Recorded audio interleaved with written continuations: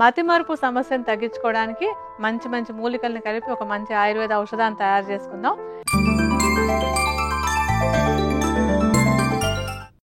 ఈ తయారీలో మనం మొట్టమొదట తీసుకునేటువంటిది ఏంటంటే పసుపు. పసుపు మెదడులో ఉండేటువంటి సత్వగుణాన్ని బాగా పెంచి అంటే మర్చిపోకుండా జ్ఞాపక శక్తి బాగుండేలాగా బాగా తోడ్పడుతుంది. మంచి పసుపు కొమ్ములను తీసుకొచ్చి చూర్ణం చేసుకోండి.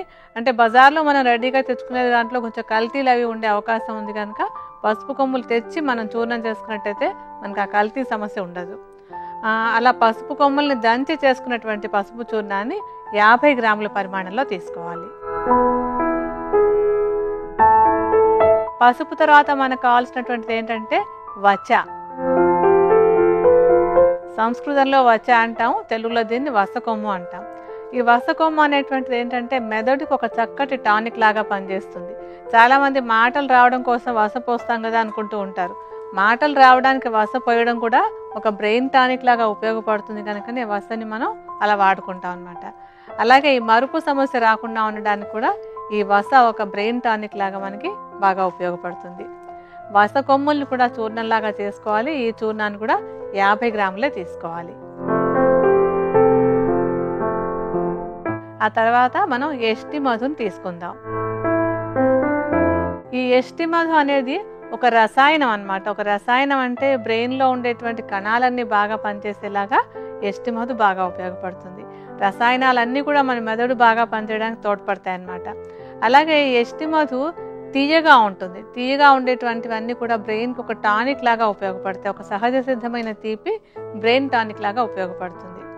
ఎష్టి మధుని కూడా చూర్ణంలా చేసుకోండి. ఈ చూర్ణాన్ని కూడా 50 గ్రాములే తీసుకోండి. తర్వాత మనకు కావాల్సినటువంటిది ఏంటంటే చెంగల్వ కోష్టు. ఈ చెంగల్వ కోష్టు కూడా మెదడుని బాగా స్టిమ్యులేట్ చేసేటువంటి మంచి మూలిక అనమాట. అంటే దీనిలో ఉండేటువంటి ఒక తీక్ష్ణ గుణం వల్ల ఒక స్టిమ్యులెంట్గా పనిచేస్తుంది. బ్రెయిన్కి ఒక స్టిమ్యులెంట్గా ఈ చెంగల్వ కోష్టు ఉపయోగపడుతుంది. చెంగల్వ కోష్టును కూడా చూర్ణంలాగా చేసేసుకోవాలి. ఈ చూర్ణాన్ని కూడా 50 గ్రాములే తీసుకోవాలి. చెంగల్వ కోష్టు కూడా వేసేసుకున్నాం. తర్వాత మనం అంటే మనకి వంటింట్లో దొరికేటువంటి వాముని ఇందులో కలుపుకుందాం.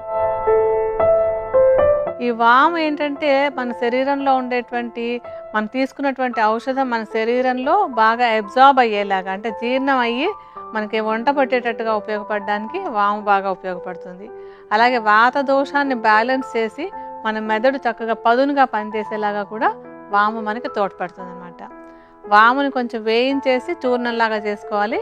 ఈ వాము చూర్ణాన్ని కూడా మిగతా వాటిలాగానే 50 గ్రాములే తీసుకోవాలి. ఈ వాము చూర్ణాన్ని కూడా కలిపేసుకున్నాం కదా. మనం ఇంకా ఈ ఔషధంలో ఆఖరిగా వేసుకోవాల్సినటువంటిది ఏంటంటే సైంధవ లవణం. లవణాలు ఏంటంటే మనం తీసుకున్నటువంటి ఔషధం బాగా అరగడానికి తోడ్పడతాయి. అలాగే అరిగినటువంటి ఔషధం శరీరంలో ఎక్కడికి వెళ్ళి పనిచేయాలో అక్కడికి తేలికగా వెళ్ళేలాగా ఇవి తోడ్పడతాయి అన్నమాట. అంటే మనకి బ్రెయిన్కి వెళ్ళి పనిచేయాలి మనం ఇచ్చినటువంటి మందు. ఆ బ్రెయిన్కి వెళ్ళి పనిచేయడానికి ఈ లవణం బాగా తోడ్పడుతుంది. అందులో లవణాలన్నింటిలో కూడా సైంధవ లవణం శ్రేష్టమైనటువంటిది. ఈ సైంధవ లవణాన్ని మాత్రం ఒక 25 గ్రాముల పరిమాణంలో తీసుకోవాలి. మన అంటే మిగతావన్నీ 50 తీసుకున్నాం కదా. ఇది లవణం కొంచెం తక్కువ తీసుకోవాలి. సైంధవ లవణం కూడా వేసేసుకుంటే మనకు కావాల్సిన మూలికలన్నీ రెడీ అయిపోయినట్టే. ఇప్పుడు ఈ మిశ్రమాన్ని బాగా కలుపుదాం.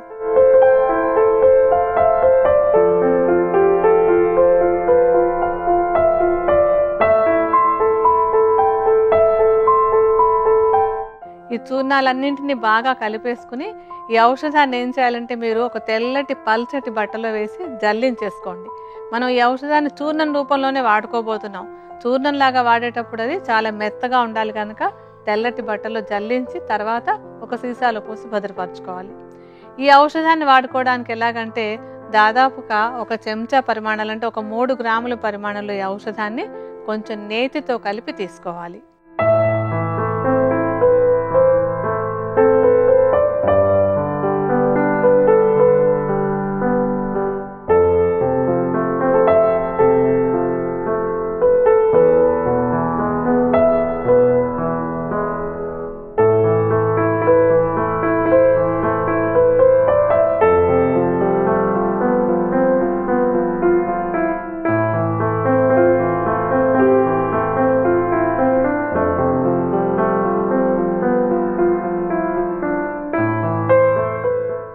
ఇలాగ నేతిని కూడా చూర్ణంతో కలిపేసి ఒక ముద్దలా చేసేసుకుని ఉదయం సాయంత్రం 2 పూట్ల కనుక ఈ ఔషధాన్ని తీసుకున్నట్టయితే ఈ మతిమరుపు సమస్య తగ్గి అన్ని హాయిగా జ్ఞాపకం ఉండడానికి ఈ ఔషధం బాగా తోడ్పడుతుంది.